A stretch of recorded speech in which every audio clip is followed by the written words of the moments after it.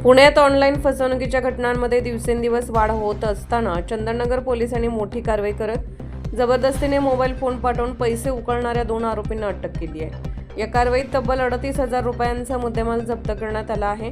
मिळालेल्या माहितीनुसार एका महिलेच्या घरी कुरिअरद्वारे एक मोबाईल फोन पाठवण्यात आला, मात्र त्या महिलेने कोणतीही ऑर्डर दिली नसतानाही डिलिव्हरी बॉयकडून मोबाईल स्वीकारण्यास आणि त्यासाठी पैसे भरण्यास दबाव टाकण्यात आला। संशय आल्याने महिलेने पोलिसांकडे तक्रार दाखल केली। तक्रार मिळताच चंदननगर पोलिसांनी तपास सुरू केला।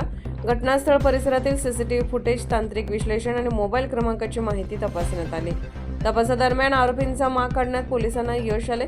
यानंतर पोलिसांनी सापळा रचून 2 आरोपींना ताब्यात घेतलं। आरोपीकडून फसवणुकीसाठी वापरण्यात आलेले वाहन आणि जबरदस्तीने पाठवण्यात आलेला मोबाईल फोन जप्त करण्यात आला।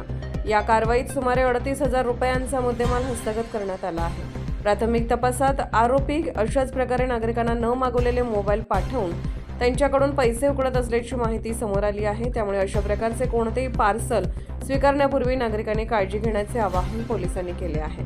चंदननगर पोलिसांच्या या कारवाईमुळे ऑनलाईन फसवणूक करणाऱ्यांना मोठा धक्का बसला असून पुढील तपास सुरू आहे। तुमच्या घरी कधी न मागवलेले पार्सल आले आहे का? तुमचे मत कमेंटमध्ये नक्की सांगा।